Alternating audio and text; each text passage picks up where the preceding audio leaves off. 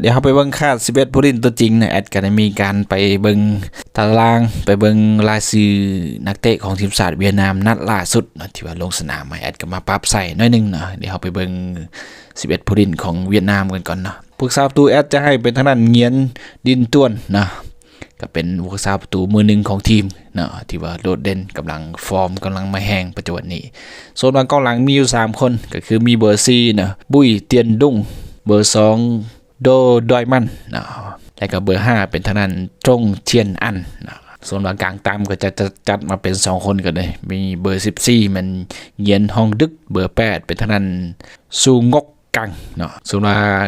กลางตัวบกมี2ตัวจะเป็นเบอร์3ถนัดเป็นเงียนบันวีเนาะเป็นโดดเด่นดีผู้นี้เนาะแล้วก็เบอร์17เป็นทางด้านวูวันตันนะส่วนว่า3ประสานก็จะเป็นทางด้านเบอร์10เนี่ยเป็นพานตวนให้นะเบอร์22หน้าเป้าเป็นทางด้านเงียนเทียนเด่นนะแล้วก็เบอร์19เป็นเงียนกวงให้นะก็ถือว่าจัดมาเต็มกันเลยนะส่วนว่าลาเฟลซันมันยังรับบาดเจ็บเลยเนาะนักเตะเสื้อสายบราซิลเวียดนามมันบ่ทันกลับมาได้เทื่อเนาะยังพักพื้นกันอยู่เนาะหลังจากที่ว่าขาหักในถ่ายปีที่ผ่านมานะรายการนี้ก็บ่มีชื่อในทีมชาติเวียดนามนะส่วนว่าทีมชาติลาวก็ได้มีการจัดมาเป็น11ตัวจริงดังนี้นะก็บ่มีการเปลี่ยนแปลงหลายนะคาดว่าจะได้ใช้สุดนี้แหละแอดว่าเนาะจะมีการปรับเข้ากันหลายขึ้นเนาะจะเป็นผู้รักษาประตูเป็นทางด้านกบโลกพทิพย์เบอร์1นะส่วนว่ากองหลัง4คนก็มีทางด้านอนันตซาเบอร์4ยืนคู่กับทางด้านเพชรดบันศพสนิทนะยืนกองหลังคู่กันนะส่วนแบ็กซ้ายแบ็กขวาแบ็กซ้ายจะเป็นทางด้านพุทธบงศ์ศักดิ์วิไลแบ็กขวาจะเป็นทางด้านเบอร์14ซีดีนะที่ว่านัดก่อนนั้นนี่นะพบกับศรีลังกามันสร้างผลงานได้ดีพอสมควรนะส่วนบางกองกลางเซนเตอร์2คนจะเป็นทางด้าน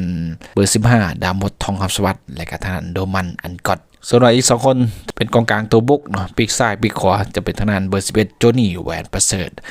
นัดที่ผ่านมาก็แอซิด1ครั้งนะก็มีเบอร์3วิกตอร์ไซสนะนะส่วนมากองหน้าเนาะปีกซ้ายจะให้เป็นทางด้าน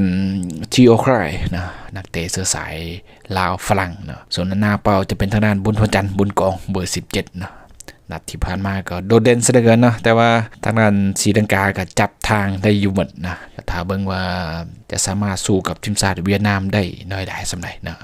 ก็คือการแข่งขันบาเต้ชิงแชมป์อาซีรอบคัดเลือก2027เนาะนัดทมิตเหมือนทีมชาติลาวพบกับทางด้านทีมชาติเวียดนามนะแข่งขันเวลา 19:30 นาทีของวันที่25มีนาคม2025แข่งขันอยู่ที่สนามกีฬาโกดูสเตเดียมแขวงบินเยื่องประเทศเวียดนามนะ